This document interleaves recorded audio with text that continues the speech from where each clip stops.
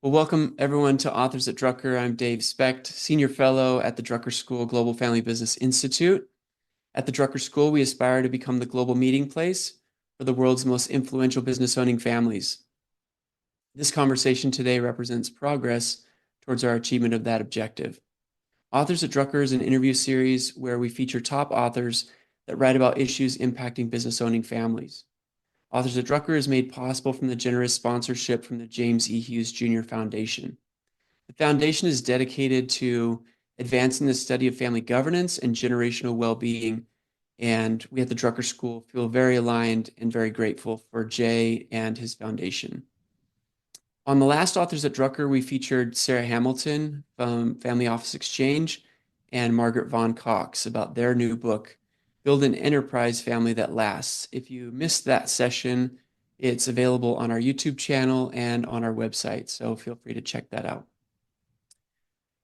Today, we're joined by Scott Saslow, principal of One World Investments and the author of the newly released book, Building a Sustainable Family Office. Scott, welcome to Authors at Drucker, and thanks for agreeing to come talk to me today. I'm thrilled to be here. Thank you. And I love the warm welcome you gave everyone to start it off. Sets a good tone. It's just a bunch of friends here, Scott. Nice. So Scott, the topic of family office is a hot one, Mhm. and I think your book comes out at a really interesting time. Can you give us a little bit of background on your family and your journey to the family office space? Happy to. I'm a Chicago boy, a proud Midwesterner. When I was born, my father had already purchased and grown a dental manufacturing company. This was in Chicago, near Wrigley Field, for those that are familiar with Chicago. And he grew it very successfully for 30 years, starting in the late 1950s. And then my brother took over and grew it for the subsequent 30 years. So it was in the family 60 years. The family did exit the business in 2019. And so that business, through a lot of hard work and a lot of good fortune and a lot of prosperous times in America, led to the creation of some wealth for the family. And as it often is the case, that wealth was managed in different ways along those 60 years. We started with what I think would be called kind of an embedded family office, kind of an ad hoc family office, where some of the wealth that the business was creating was started to be managed by some of the folks that were familiar with the business and with my father and the rest of the family at that time. And then over the years, that became enough of a task that it was ultimately brought outside, kind of into more of an MFO model. And then ultimately, we as a family set up a single family office to help manage the capital. And over those years, I was the black sheep of the family. It was not of interest to me to be in the family operating company, the family business. I charted my own career path, and that was more in the field of entrepreneurship. I've been involved in many startups over the years. And then more recently in an educational capacity with doing some leadership development work.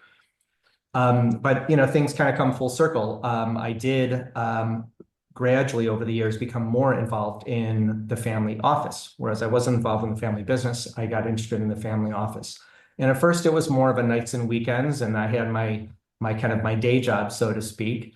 But then as that got more involved and more complex, I started to effectively merge the businesses that I'd created, standalone businesses outside of the family office and family business, with the family office activities. And so with that was born One World. That's the company with which I do my work now.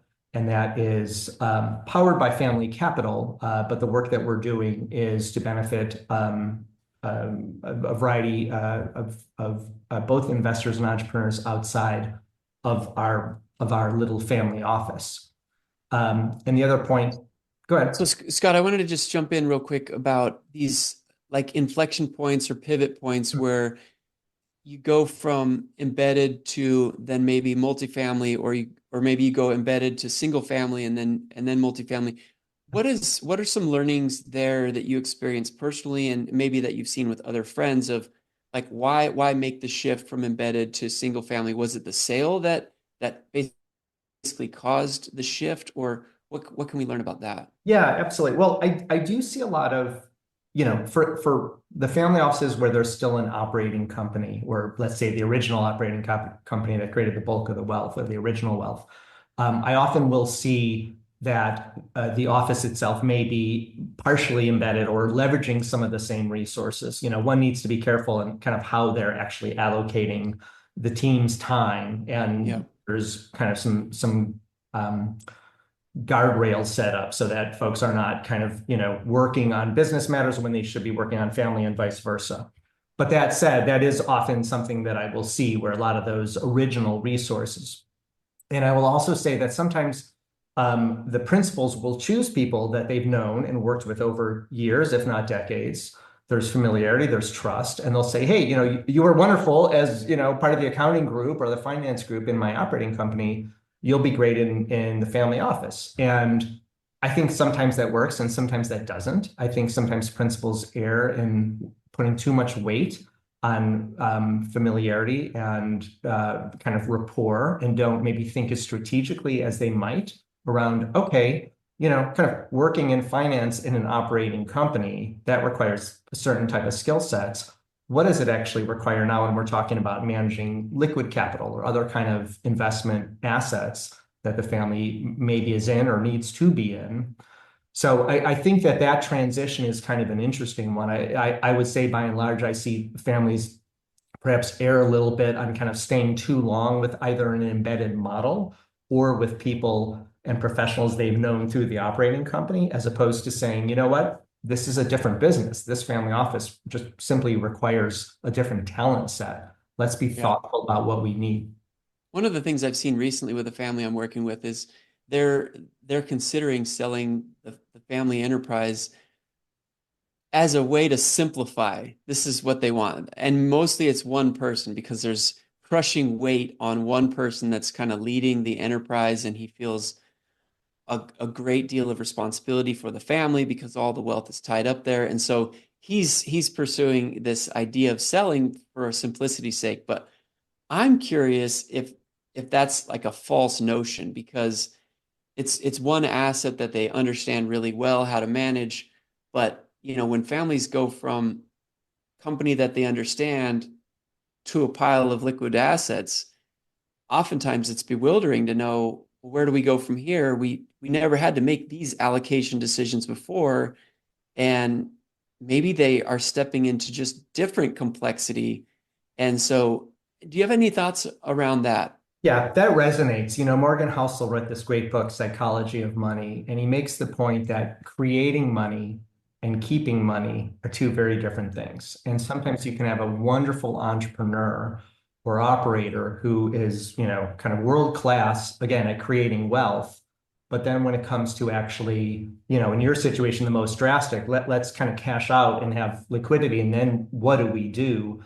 Whole different set of challenges. And so that's one of the messages I try to bring into these conversations is it's really challenging. It's really challenging to manage a family office. And even those leaders who are incredibly world-class successful in their operating roles struggle sometimes with the financial, especially if it's a non-financial business, not in the financial services, and how to actually do that. How to, what are the skills that we need to manage this capital? And how do I, as a leader or principal, how do I even think about hiring and identifying those Yeah. skills? Yeah. When you think about kind of families that have that harvest moment where they sell the company, I'm curious what your experience was at that point. Many times it's the company that holds the family together because there's this shared asset, but then there's liquidity and it seems like more optionality. Did you actively like choose each other to stay together, or was there a point of differentiation where it was like, well, this operating company no longer exists. We don't have to be in shared management, shared decisions. So maybe we'll take a portion and do our own thing, or maybe we'll stay together on these specific assets. Like, can you take us into that for your family? Well, in our situation, I was not an executive or even an employee of the family business at the time of the sale, and appropriately so, I had no voice in that decision to sell. That was solely my brother's, and my father had some influence at the time as well. And I think it was a great decision, to be clear, but it was something that, the family members that were running the business and involved in the business, it was their call. And it's interesting because absolutely, I have seen lots of situations where the sale of the business really change the dynamics of the family. Now, and sometimes that helps the dynamics, and sometimes it Yeah. can hurt it. I Yeah. think probably more often than not, it has the potential to hurt it because now there's not this shared purpose and shared reason for, especially when you're talking now, if families that have been passed, 3, 4, 5 generations, there's many, many cousins. The business itself can serve as a great, connective tissue. However, there can also be a lot of tension that's relieved when a sale happens, and that, um, you know, I sometimes kind of, use the concept that sometimes siblings are great, or cousins are great at being siblings, but not great at being business partners, and vice versa. And so there are definitely situations I've seen where the sale can actually relieve some of the pressure, in some ways put people on equal footing, if you will, because if there's a dynamic of, who's in the business and who's not, and therefore who makes the decisions and who doesn't. So it definitely can work both ways. I think the concept that you bring up of a shared purpose is something we spend far too little time on in terms of organizing and operating a family office.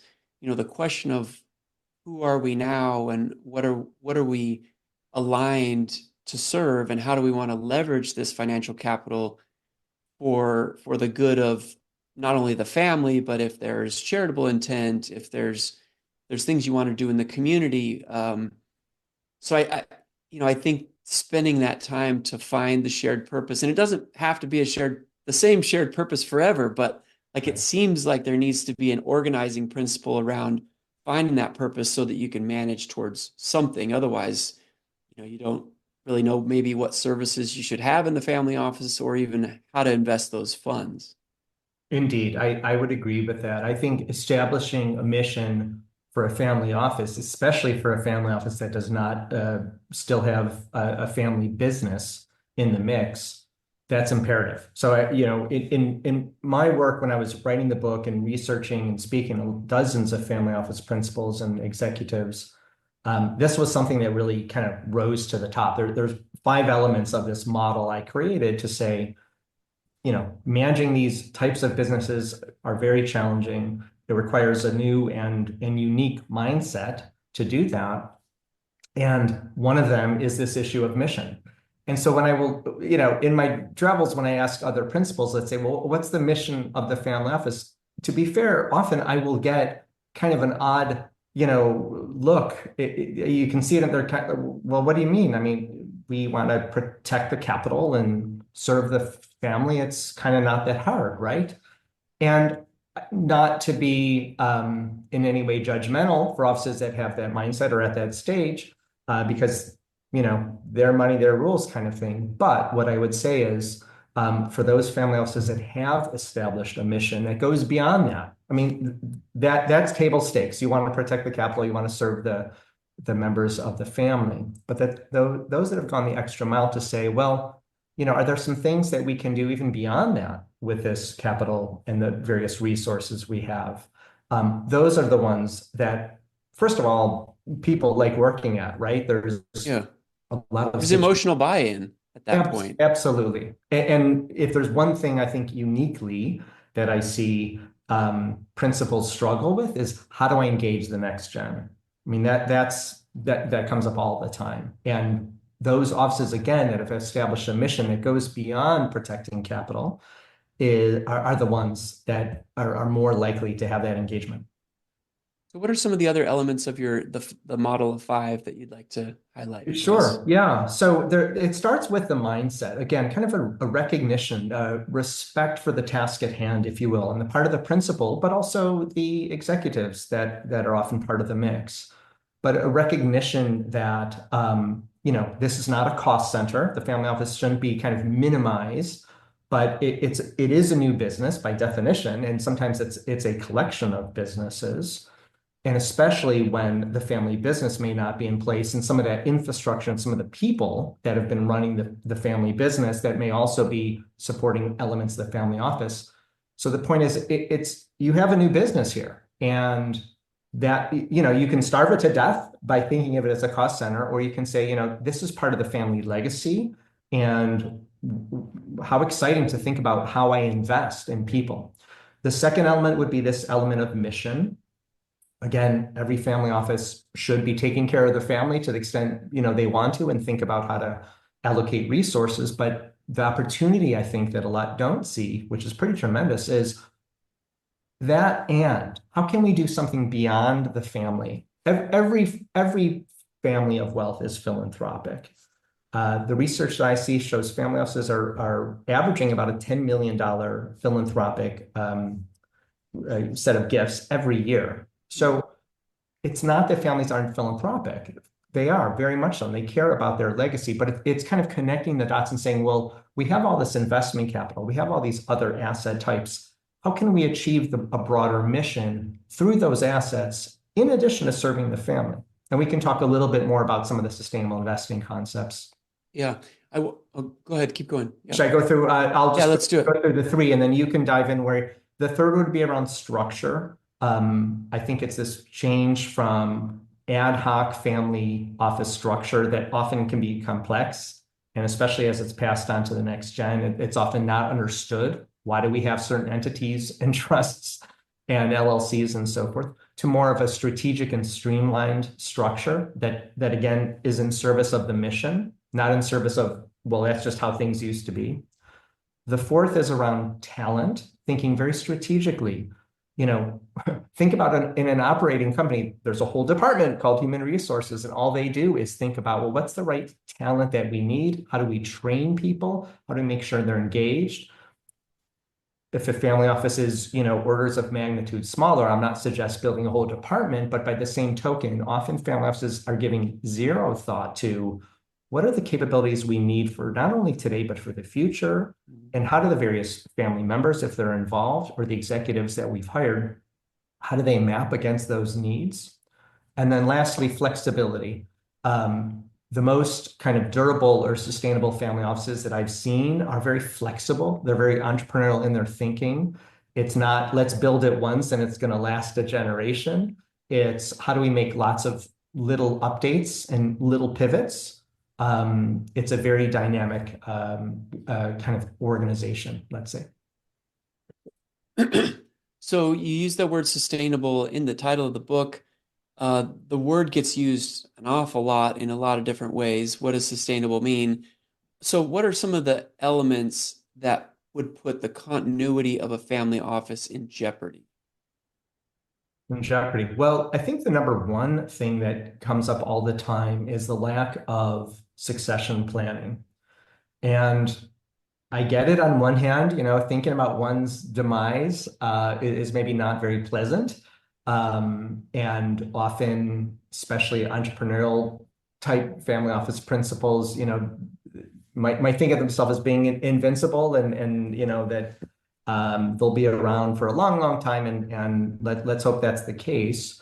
But look, disaster does strike. And when you're talking about, a substantial amount of wealth, I think there's a bit of a responsibility, not only to one's family, but to the broader society, which is impacted by that wealth, to think about, what happens when change happens. How are we gonna roll with those punches? Who will take over? For a single family office, I know we've had this discussion where you might actually have, a lot of the decision-making authority and kind of, governance very concentrated.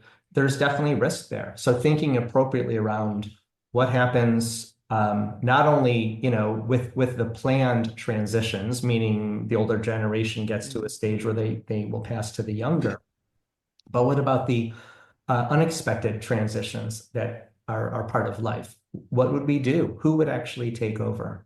That's one of the biggest ones that family offices tend to ignore. And again, if you contrast that to, let's say, in a public organization, and you have a board of directors in a public company, their number one job is thinking about talent and succession and the efficacy of the leadership, and do we have the right talent in place?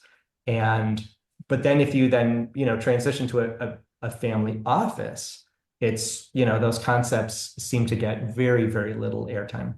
Yeah, that's what I was going to say is a lot of times in family business, all we talk about is succession and continuity planning. And then you sell the family company and you start the family office, and all of a sudden people think that conversation kind of, woo, we get to escape that conversation. But that's it's not the case, because there's even more concentration risk in when you think about a single family office. Oftentimes there's very few people that know all the details, understand the relationships, have relationships with the organizations that you're serving, the way that you're investing. And so I see it as even further concentration risk, and even maybe a bigger need for the type of contingency plans that a family business with an operating company would go through.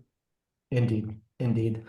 So I think that's one of the main factors, is not having some of that planning in place. I think for smaller family offices where it may not yet be, kind of passed down to a level where now you have, in some cases, dozens or hundreds of cousins involved and a lot of family talent to choose from. There's other techniques that can be effective in building the talent base. One of the things that I've done that's been particularly effective is creating an advisory council. And these are professionals that, yes, have expertise in matters of family office, family business, and some that are completely outside of that, just for kind of diversity of thinking and ideas. And that's been incredibly helpful. They're involved in guiding, and a real simple thing that they've suggested, which I think has been really eye-opening for me, has been, well, okay, Scott, we assume you have an estate plan, and share that with us if you want or not. But what about a letter of wishes? What about something that complements that gets to more the spirit with which you hope the capital that is part of the family will be used for, and how it can be deployed, and so forth and so on. So again, a very simple exercise, but one that really opened my eyes and enabled me to have some different conversations with my other family members about some of these topics. Well, again, Scott, I think what happens is in family companies, third generation, a lot of them do start to lean on non-fiduciary advisory boards. They see the value of the outside expertise. And then again, they sell the family business, and oftentimes the advisory council for the family office does not get formed. I actually see you as quite rare in having this advisory council. In terms of the construction of the advisory council, take us through the thought process of like identifying who you wanted to have. Like, was a thought process like, if I had all the money to have all these people as executives, like what roles would I fill? And in the advisory council, I see that as, you get them quarterly, or you get them quarterly plus some phone calls, and maybe you wouldn't want to have them on staff full time, but in a perfect world you would. So like, how did you go about selecting and identifying what your family and the family office needed, so that the selection wasn't just a crew of your buddies? Yeah, it's interesting. Again, I wanted to have a balance of people who, understood concepts of finance. So to the extent I could bring them in, or a subset of them in, to help, sit in on quarterly reviews with the asset managers, the financial asset managers, we can kind of have that additional expertise. So right there, these are a couple of folks have that expertise and can understand how to, as we say, manage the managers. And they've brought in, great perspectives, ideas that I didn't understand or even have, as part of my own skills in managing managers. But then also folks that were better suited in helping me kind of think about some of the longer term impact areas I wanted to lean into, and how we wanted to do that. So, for example, one of the things that we have on our roadmap for One World is establishing an educational facility that can help train entrepreneurs and investors around building sustainable businesses, an actual physical facility. Mm. So it's choosing folks that have been involved in standing up those types of organizations and are going to, be great in helping to not only solidify that vision when we get to the point we start executing on that, they'll have something kind of unique to add. So I think it's a blend of, some of the more traditional family office skills. Okay, I need people that can help me think about the investments and how those are going. Do we have the right level of risk? Are we getting the right performance? And then also as it relates to some of the legacy type work that we're trying to do. I mean, ultimately I see the financial part, which is a big part, and for many people, it's kind of the biggest part of what a family office is all about is managing the capital, managing the investments. For me, that's again table stakes. Yes, it's very important, but it's in service of this broader mission that we have to serve the entrepreneurs and investors that we want to be serving. So, from that perspective, it's kind of breaking that down and saying it's this part of that spectrum, and that's the latter part. So I'm curious what the approach has been. Like, do you have terms for them? Do you put them on 4-year terms or 2-year terms, or like how do you keep the ideas fresh enough for you, but have like the consistency, or have you appointed them and it's until you decide that they don't want to, or that you don't want them to serve anymore? Like what are some of the organizing structures around the advisory council?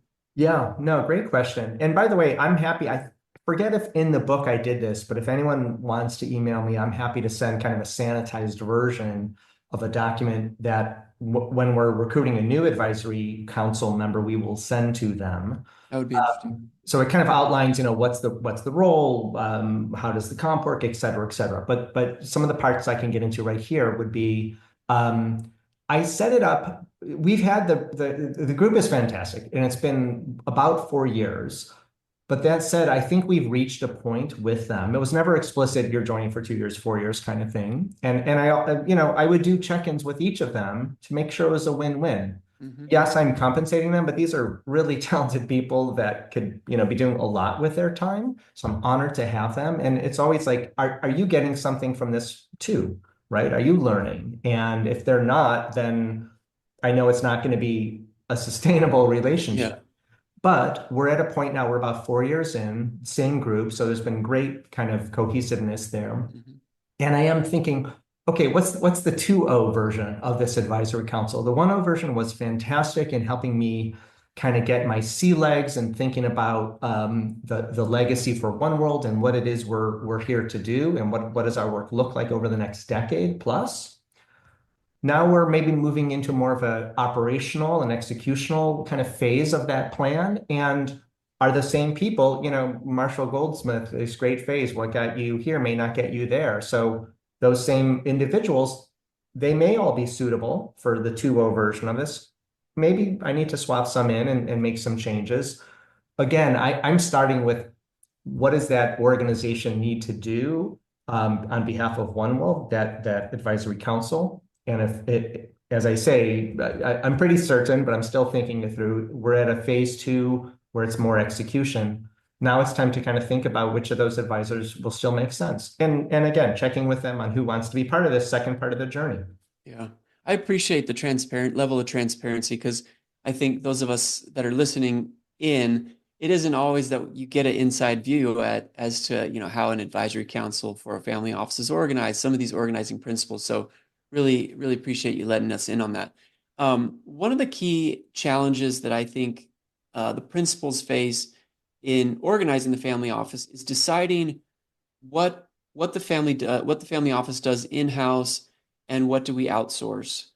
Can you take us through, that decision process for yourself, and then just maybe, an overarching uh, context for like, what is that decision process like? So again, this is where I think it's important. The framework that I spoke to is really thinking about how these parts interact because, for example, part of, let's say, the original family SFO that was set up on behalf of my family, including my siblings, my father, I think it had certain goals in mind. And because of those goals and mission, let's call it implicit mission, it was never very explicit. You then had a structure. And so if that mission, if one is then revisiting the mission or creating it for the first time kind of in earnest, you might then say, okay, given this mission, we need a different structure. And so, for me, as I got more and more into the family office and then ultimately created a new family office for my specific family line, it was a process of saying, okay, I have a legacy group of advisors and consultants and service providers that have served the family well. In what way do I want to engage them for, kind of this next chapter? And, seeing where I was going with it and kind of the mission and the direction that was going, that was pointing to a certain, that in turn points to a certain structure and how you want to build that. So let me try to be a little more specific. And this gets into also the SFO, MFO kind of question, because, it's a very dynamic marketplace. I think everyone on the call here understands, there's a lot of change happening on the supply side of the family office ecosystem. There are new entrants all the time. There's a lot of M&A activity among the RIAs. There's a lot of change.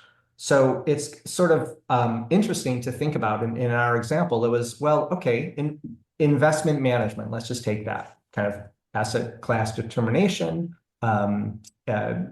choosing specific managers, managing performance, all of that, the reporting. Whereas historically, maybe that made sense to do in more of an SFO fashion and build the team to do that.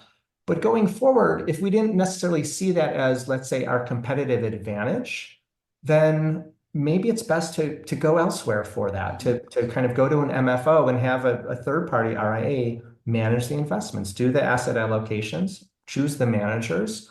If our goals were more, and also I think it gets into one's investment, belief about investment performance, especially in the public markets. Can you, really achieve alpha by having active management, or are you okay with more passive approach?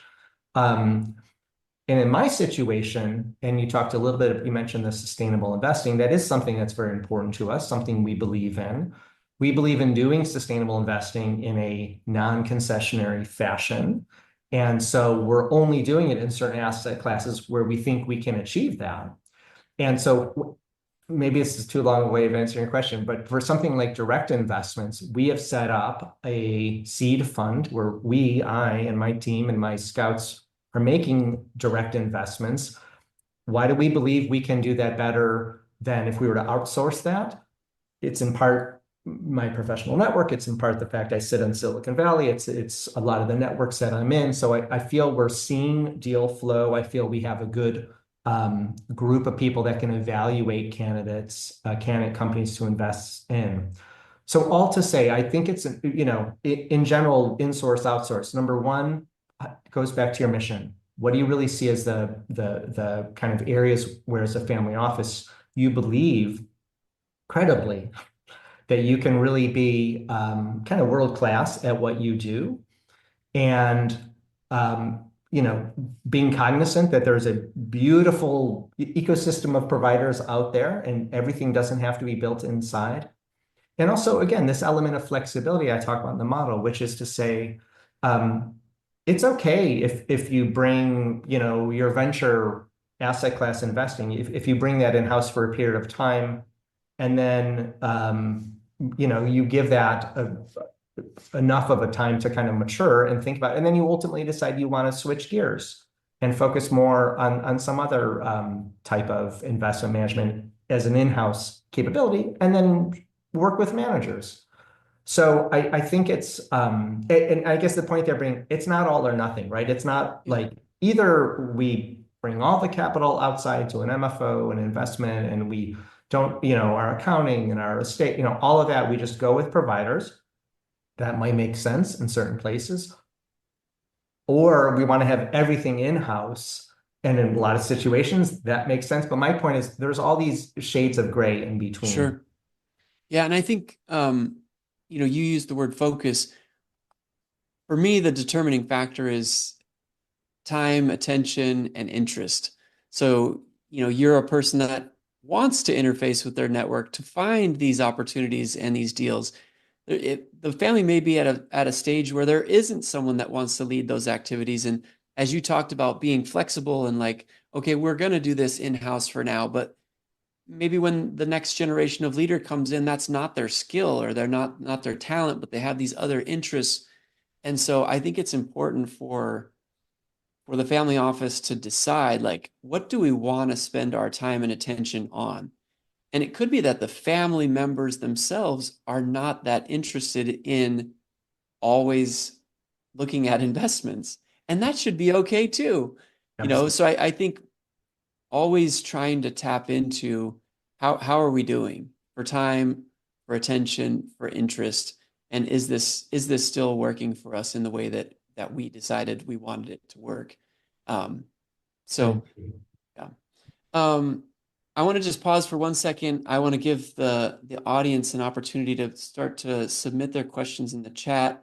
I would love for the last 15 minutes for you to be able to interact with the audience. So please begin to submit those questions in the chat. I'll ask Scott another question or two, and then we will open it up to the audience. So let's see.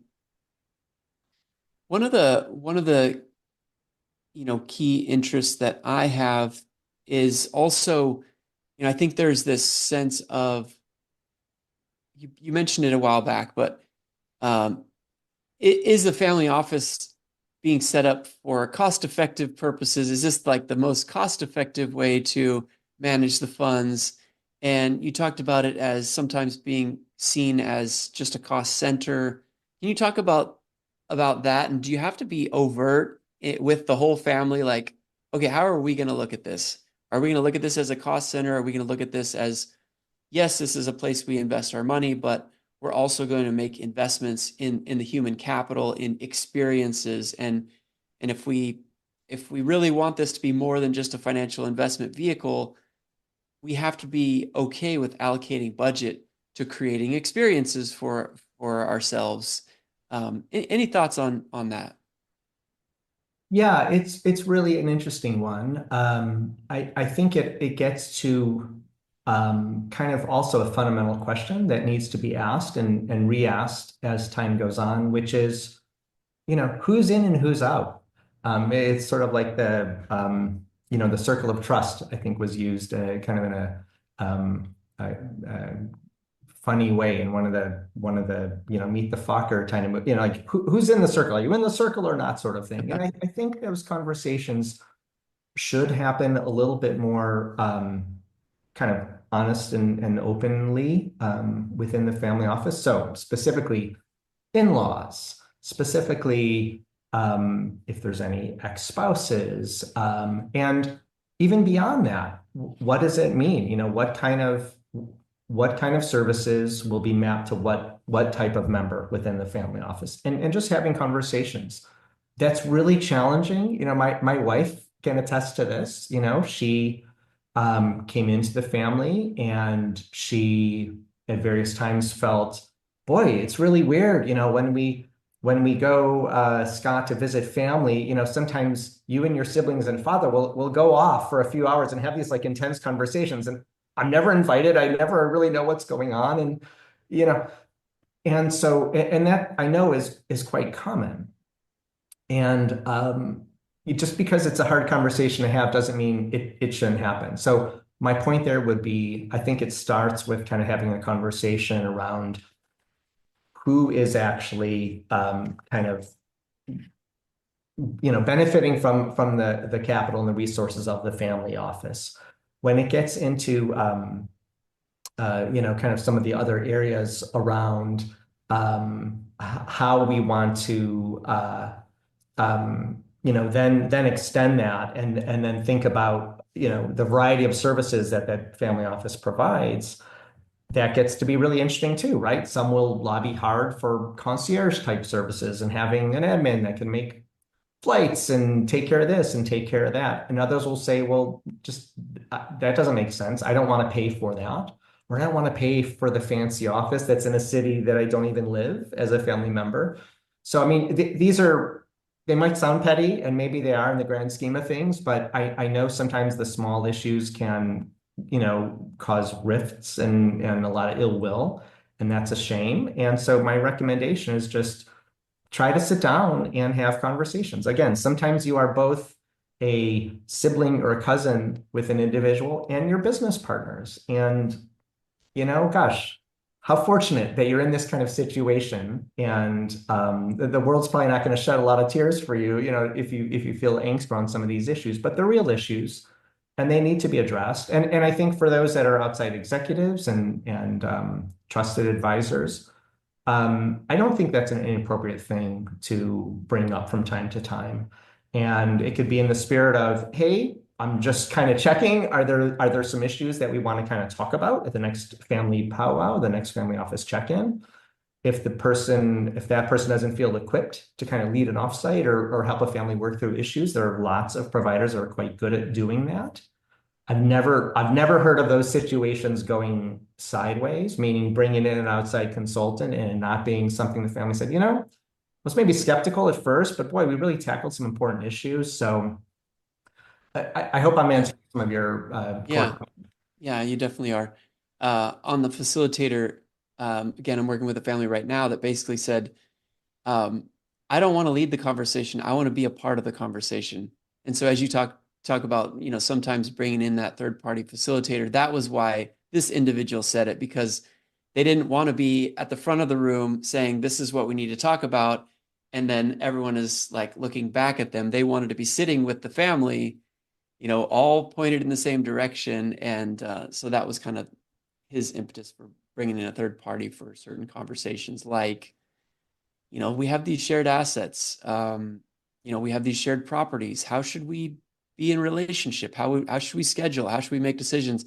And he didn't want to lead the conversation because he felt like, well, if this doesn't go well, I'm going to catch all the arrows. I'm going to catch all the bullets. Same with like a aviation policy. Who gets to use the plane and when? How does it get paid for? And if it's connected with an operating company and it's for personal use, like we just need to know the rules to the road so that we can all have the same expectations. Indeed, I think that transparency, having something written, it may not be perfect, that Yeah. you can at least look at when it's needed and then be good about revising it. Hey, we created that 10 years ago, or that's how dad used to do things. That's not how Yeah. we want to do things. Yeah. Let's revisit it. Let's Yeah. revisit it. Okay. We have a few questions in the chat. I would love to have some of these voices join us. So, Ginny, if you're willing, would you like to jump on and ask your question? Ginny Galisa now? Sure. Thanks, Dave. And let me see if I can become a little more visible for you guys. Um, so I would love to hear you talk about the pros and cons of embedded family offices, especially for operating companies in particular. So it's a very firmly big operating company, and the family business has sort of been kind of embedded in the whole thing. And quite honestly, and this is a family that I do work with. They have, the new board, the board of directors has always felt like, well, we're about the business and we're about making the money. And you, Jenny, you take care of all that family stuff.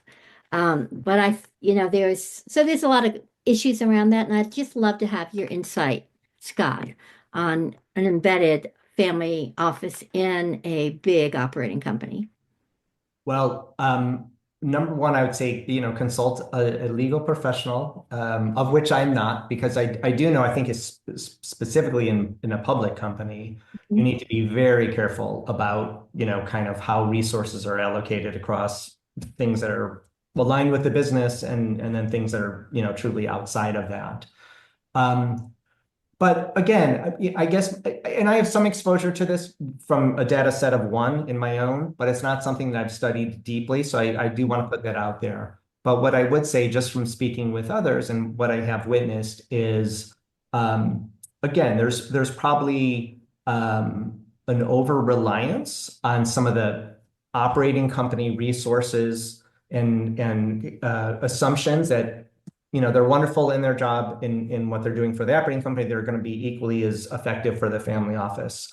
And so I would maybe challenge that. And maybe the way to start that conversation is to say, let's have a conversation around how the office part of this is similar and different in objectives and in terms of the governance and who's going to be involved and who it's serving from the operating company.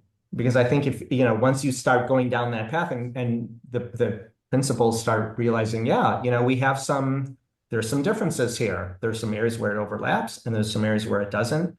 We've all kind of seen this three circles overlapping. You can be part of management or you can be part of an ownership and you can be, part of the family. So, when that gets to be complicated and especially second and third generation, I think that's where it might become very evident. You know what? We're trying to do too much by having this embedded. Whatever efficiencies we think we're achieving by doing that, maybe we should, it might cost us a little more. Again, it might be that legacy mindset. Let's try to keep costs simple here. Why start a whole nother company? We have an accounting and finance group. Let's just have them do it. I would challenge that. Yeah. Perfect. Thank you, Scott. Thank you. Thanks for the question, Jeannie. John Carrion, love to go to you for your question. Do you want to join us with your voice?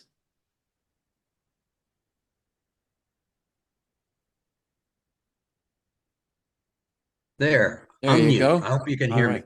me. Yep. My question is thoughts on the inherent conflicts of interest when you've got different family members.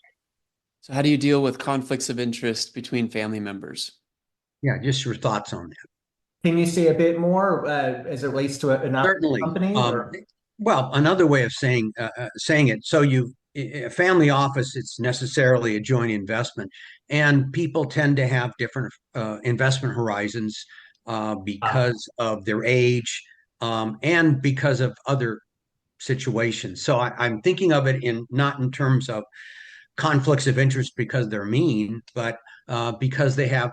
Just think of it as different investing horizons, and it can be same for, of course, their charitable ideas. Right. Really interesting. Look, I mean, at a certain point, when I think first off, I think it starts with the principals really thinking about what they need and what they want, and if it's charity, how they want their dollars to be utilized. And some don't, right? I mean, some there are principals out there. I'm not going to name any names who, find it, the whole concept of finance. I don't know. I just want to have a quarterly report that says I'm at the market. I mean, and that's it. And they don't think about risk and cash flow and so forth. So I think it starts with principals. They should have a sense of what their needs are and their needs for their family. And that, again, doesn't always happen. And then I think you have to look at this current construct and say, does this work or not, right? A model that I know is popular is one that allows, when you have kind of a family bank concept, you have joint investing and it allows for various sleeves, let's say, to be created that can represent different asset classes. And then it can also allow for different types of investing. In our situation, we actually utilize something of the sort. And for me, as the one that was interested in sustainable investing, we created an actual sleeve for that. And I think we created multiple, not just equity, but in fixed income. The point being, that was a mode of investing that I, as a principal, was interested in. My siblings weren't. That's fine. No harm, no foul. Let's see if we can still utilize a flexible model to do that. Philanthropy can be tricky, right? Especially when there's kind of a coming out of a family operating company, a family business, and there's been certain causes that were maybe related to the industry. And, for those principals that are not in the business, they say, well, sure, any philanthropy is good, but how about some of the things I care about? So again, I think maybe this is an unsatisfactory, kind of response, but it starts with having some conversation about, what are we trying to achieve?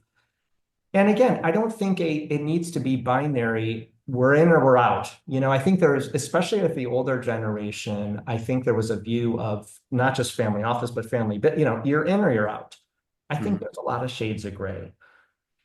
Right now, with my siblings, we exist in a structure where there's certain jointly held and kind of co-managed assets, and that works great. And then there's certain parts of more liquid assets that have been pulled out, and each of the siblings are doing their own thing, not just strategically and kind of from a asset allocation, but literally with other, different teams completely. So it's kind of a hybrid model. Yeah. No, that's very interesting, and that's exactly what I was interested to hear.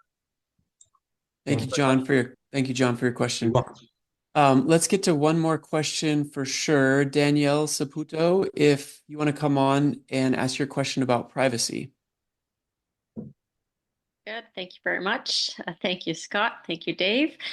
So yes, the question I have is exactly that, dealing with multiple family members.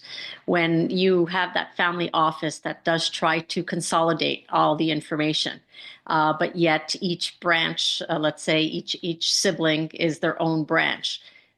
Have you ever, or do you have any guidance on how to deal with the privacy of one information versus the other when there's one family member who pretty much sets up the system and sees everything versus others who are saying, I'm part of this, but yet I don't see everything? Has that ever been an issue, or do you have any guidance of how not to have that be an issue? That's a really interesting question. I think the short answer is it's not a scenario I've been in our own family. But what I would say to the principals involved there is, look, there's some pros and cons of having principals in different roles in the family office. And the principals need to agree that, hey, if we're going to have principal X or principal Y in a either as the CEO of the family office or running the investments or overseeing, the various, this is what that entails. And here's why we think that's good to have a family member doing that. And I'm pretty much always would advocate for a family member to be involved in a role, assuming they have the capability and the bandwidth to do that. But that's the trade-off. They will maybe see some things that you're not, again, as a sibling, you're not comfortable that they're seeing that. So you can choose to kind of, well, it's not always a choice that one has, but if you have the choice to say, I don't favor that model, I would like to either take my capital out, or I'd like to suggest we have a third party that's doing some of that investment oversight work. But it brings to the, I think to the forefront here, like there are some pros and cons with having, family members that are also business partners in some ways. Yeah. Danielle, I would also add the biggest part is just the conversation around transparency and what are our expectations of each other with regards to transparency? Because I think sometimes the principal may assume erroneously that my siblings don't want to know how the sausage is made, with these investments. And maybe that's a bad assumption. So I think it always begins with the conversation around what do we expect of each other with regards to transparency, and how much do you want to see, how much do you want to be communicated with about X, Y, and Z, whether that's how the investments are made or the philanthropic side. So I don't know if that's helpful, but it all comes back to communication and talking about transparency and trying to just level set expectations for what is expected, what does the family want. And I think to another level, there's also when the systems are put in place for them to be explained. Because, for example, if there's one branch of the family that brings in, then the next generation, for example, who then takes on a responsibility, is to be also clear, well, what does that next generation have access to? And do they see the multiple branches? Don't they? And yes, so I agree with you very much there, Dave. It does all start with a conversation and a clarity of how a family office sets its things up. I also think there's probably a legacy culture thing that happens when you have a family company and there's levels of privacy and not sharing, likely that can continue into the family office culture in a way that, may not feel like it's proper because, if we're all co-investors in this, yes, I understood that I didn't understand everything about the family business, but now that we're a family office and we have these shared investments, like maybe I expect a level of transparency. So it could be just that cultural element of, well, this is how we did it with the family business, and so this is how we're going to do it with the family office without much discussion. Thank you so very much. Great question. Thank you. I think we have time for one more. Takako, would you like to join your voice onto the call? Yes, thank you, Dave. Sorry, I had two questions, so both of them don't have to be answered. but I was wondering, how do you deal with increasing complexity as the family grows and just more and more generations are involved with just like a lot more people? And what if a family member wants to just pull out of the family office? Go to the second one, Scott. Let's go to the second one because that one's the hairiest. I forget what the chapter of the book was like how to prune the family tree, or Yeah. you want to be the one pruned, let's say. So what I have seen over and over is situations where the philosophy is we don't want to, make it a haircut if one wants to pull out. We don't want to penalize anyone that wants to take some or all of their resources elsewhere. We want people here because they want to be here. And it's incumbent on the leaders and the active principals in the family office to achieve that.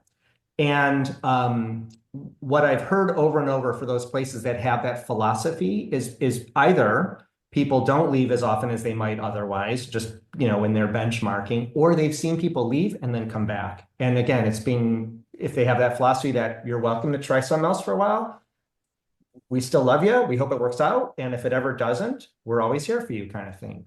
So I really like that philosophy. That was not, with all respect to my father, one of my heroes, wasn't exactly his philosophy. And I'm trying to learn from that and do something different.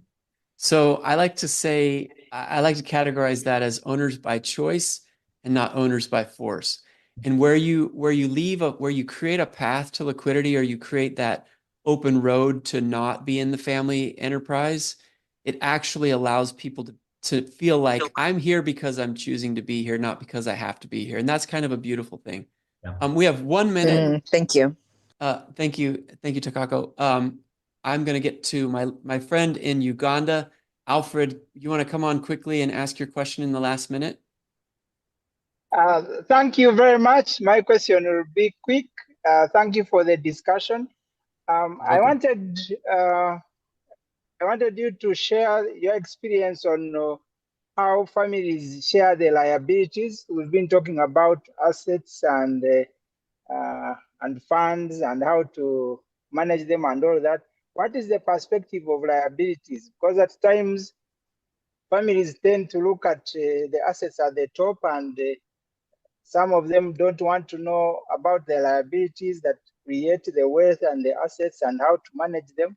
Can you share your experience on that as well?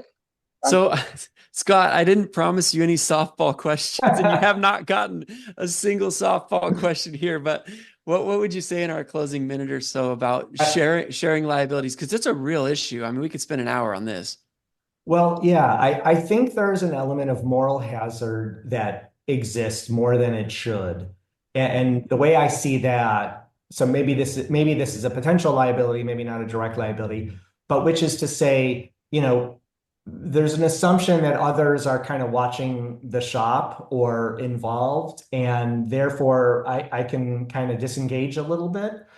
And I have seen that, and I've heard of that over and over. So I think, again, it gets down to leadership, being clear about what needs to be done, who is doing what.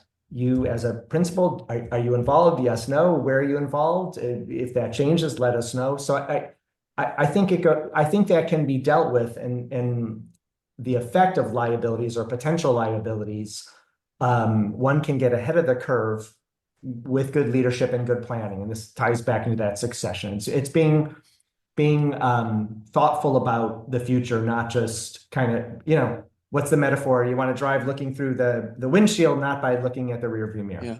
Let me just add one thing before we close.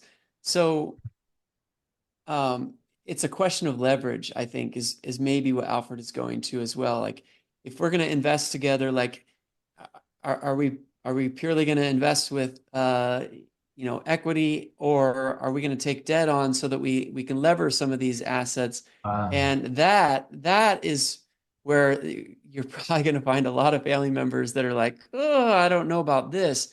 But I don't know for sure if that was what Alfred was talking about. But I think it's something that deserves more of our time than the 1 minute we gave it. But I want to just, Scott, I thank you so much for coming on.